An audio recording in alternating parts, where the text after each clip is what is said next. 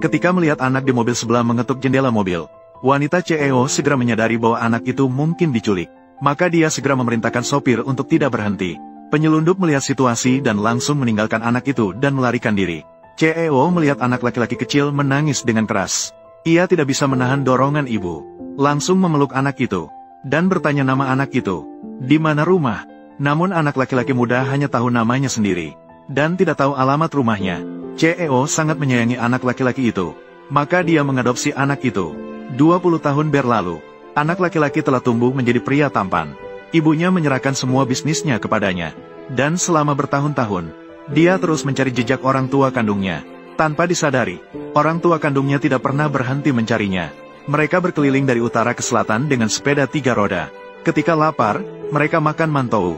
Haus minum air dingin. Hidup hemat hanya untuk menemukan anak yang hilang. Namun takdir bisa berubah. Hari itu setelah makan kenyang, mereka bersiap-siap melanjutkan perjalanan. Tiba-tiba, becak mengalami kerusakan. Mereka hanya bisa mendorong becak itu. Tak disangka, wanita yang mereka dorong tiba-tiba pingsan. Pria itu melihat wanita itu tak sadarkan diri. Dengan cepat, dia membawa wanita itu ke rumah sakit. Setelah mendapat pertolongan, pria itu mengira istrinya baik-baik saja. Namun dokter memberitahunya bahwa istrinya sudah stadium akhir kanker. Pria itu terkejut setengah mati. Keluarga yang sudah retak kembali menerima pukulan telak. Dia tak bisa menerima kenyataan ini. Dia merasa tak berdaya dan hanya bisa menangis terseduh-seduh. Sedangkan wanita itu merasa tidak terima. Dia belum menemukan anaknya. Namun pria itu menghibur istrinya untuk sembuh terlebih dahulu. Barulah kita punya kekuatan untuk mencari anak. Pasien lain di samping melihat keadaan mereka. Hatiku juga tak bisa menahan belas kasihan. Saat itu, pasien di ruang klinik membuka siaran langsung di ponselnya. Siaran langsung sedang melaporkan berita terbaru tentang Yunnan Water. Dan nama orang terkaya itu adalah Zhou Tuohai.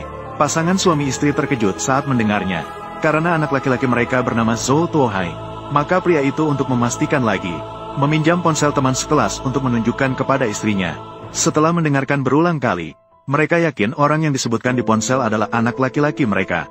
Segera setelah itu, wanita itu segera pergi ke perusahaan anaknya. Dalam sekejap mereka sudah sampai di depan pintu perusahaan. Namun petugas keamanan yang sombong sama sekali tidak membiarkan mereka masuk. Kamu berdua, ada apa? Halo, kami ingin bertemu. Zhou Tuohai, ingin bertemu dengan bos Zhou kami. Kamu semua siapa? Masih ingin bertemu dengan bos Zhou kami? Cepat pergi, tolonglah, tolong izinkan kami bertemu sebentar. Setelah bertemu kami akan pergi. Bertemu apa? Kamu semua melihat. Kalian ini seperti apa? Kalian tahu siapa bos Zhou kami? Apakah kalian bisa bertemu jika ingin bertemu? Iya, begitulah. Itu adalah anak kita. Juga dikenal sebagai Zhou Tuohai. Kami hanya ingin melihat, apakah dia anak yang hilang dari kita?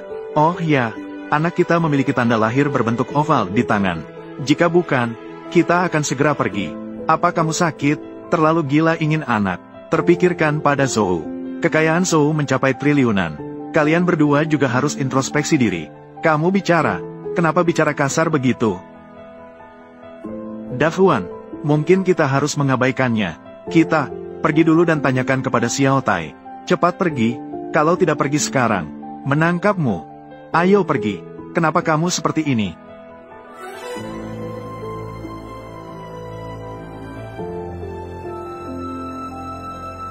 Zhou, hari ini Anda pergi untuk inspeksi proyek di distrik Nancheng. Apakah saya harus? Manajer proyek distrik Nancheng, panggil Tao Tianlai. Tidak perlu, siapkan seragam kerja untuk saya. Di sana, masalah paling banyak. Saya akan pergi melihat sendiri. Mengerti?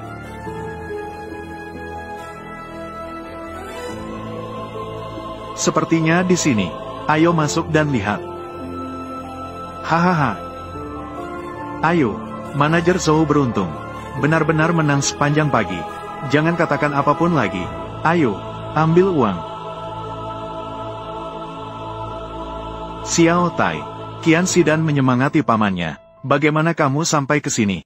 Aku akan memberikanmu beberapa telur. Telur, bersatu. Aduh, kalian berlari jauh-jauh datang ke sini. Kalian datang untuk memberiku telur. Kau benar-benar sepertinya pamanku sendiri. Ah, Xiao Tai, apa yang terjadi dengan pamanmu? Kau juga tahu. Aduh sudahlah, siapa yang mau mendengar cerita sampahmu? Letakkan telur di sini. Kalian boleh pergi. Jangan mengganggu permainanku. Uang Xiao Tai untuk Dabo. Itu, kami punya satu hal lagi. Kami ingin meminta bantuanmu. Ada lagi yang harus dibicarakan. Cepat katakan. Kami semua tahu. Kamu bekerja di grup Zhou. Bibimu dan aku ingin bertemu dengan ketua direksi kalian. Zhou Tuohai, tolong bantu saya juga. Hahaha. Ingin bertemu dengan ketua direksi kami. Ayo, Paman. Kamu sudah bingung ya? Kamu tahu kami. Apakah ketua direksi bisa ditemui oleh siapapun? Dengan kedua identitas kalian, apakah pantas bertemu dengan ketua direksi kami? Ahahaha. Xiao Tai, kami hanya mendengar. Ketua direksi kalian juga bernama Zhou Tuohai. Sama dengan adik laki-laki yang hilang. Dan dia juga berusia 25 tahun. Kami hanya ingin bertemu sekali. Melihat apakah mungkin itu kamu. Adik laki-laki yang hilang. Kalian berdua benar-benar membuatku tertawa. Berapa banyak orang dengan nama yang sama. Malah menabrak ketua direksi kami. Ketua direksi kami terkena. Baiklah. Jangan malu-maluin di sini. Cepat pulanglah. Saya tahu peluangnya sangat kecil. Tapi masih ingin mencoba. Harus saya suruh kalian pergi. Itu. Xiao Tai. Akhirnya, saya adalah pamanmu. Kamu, tolong bantu saja. Cuma sekedar mengangkat tangan. Bahkan pamanmu sudah memohon padamu. Kamu tahu jabatan ketua dewan direksi kita. Orang terkaya di Yunnan Utara. Aku adalah manajer proyek yang gagah. Aku bahkan tidak bisa bertemu dengannya. Kalian berdua saja masih ingin bertemu. Kamu bermimpi. Pada akhirnya, kalian juga satu perusahaan. Pasti ada jalan keluarnya. Lihatlah kalian berdua ini. Seperti ini sekarang. Apa bedanya dengan pengemis? Hanya tahu mencari anak. Sudah 20 tahun mencari, sudah ketemu. Mungkin dia sudah mati, tapi tetap tidak akan menemukan. Kalian seumur hidup ini. Jangan harap bisa menemukan lagi. Diam. Apa yang kamu bicarakan? Apa? Aku salah bicara. Hanya kalian berdua. Seperti manusia setengah hantu. Masih ingin mencari anak. Hanya kamu. Membuat malu keluarga Zhou. Aku, ya, berani menghajar aku. Ayo, pukul aku sini. Sentuh aku sekali. Aku coba.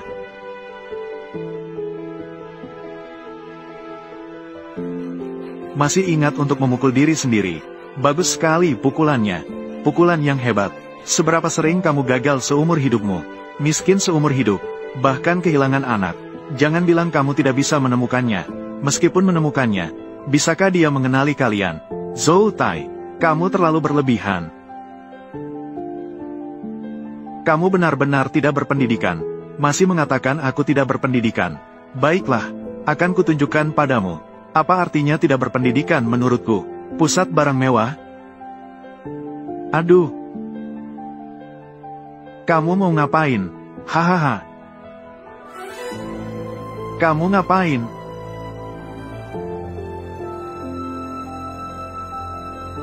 Kamu juga ingin datang? Ayo datang. Bersama-sama. Berhenti.